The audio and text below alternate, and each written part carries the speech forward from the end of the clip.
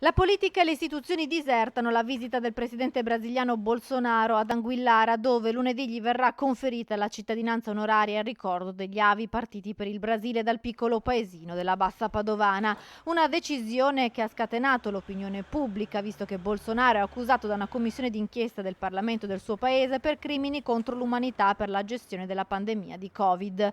I gruppi consigliari d'opposizione in Consiglio regionale chiedono alla Regione di revocare la decisione del Comune della Bassa Padovana di conferire la cittadinanza. Il presidente della provincia di Padova, Fabio Bui, conferma che non sarà presente alla cerimonia di Anguillara. Da parte mia le cittadinanze onorarie si danno a chi porta onore al proprio territorio e mi sembra che Bolsonaro non porti nessun onore a questo territorio. Io quel giorno me ne resterò a casa. La fascia istituzionale, l'istituzione provincia non sarà presente.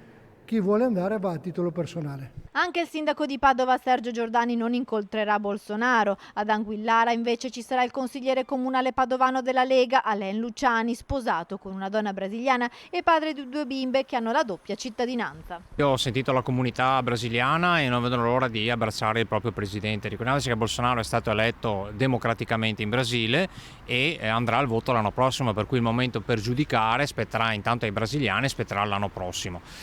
Noi non siamo nessuno per giudicare, anzi Bolsonaro è una grande personalità a livello globale, è uno dei leader dei paesi oggi del G20, ma è la 6ª potenza mondiale, e ritengo profondamente sbagliato uno sguardo istituzionale non ospitare un grande presidente. Considerate che grandi personalità di questo spessore a Padova non si presentano, non arrivano dalla firma del trattato di pace del 1918, quando è finita la prima guerra mondiale. Ecco, mi aspetterei da un sindaco che dice di essere il sindaco di tutti un atteggiamento profondamente diverso.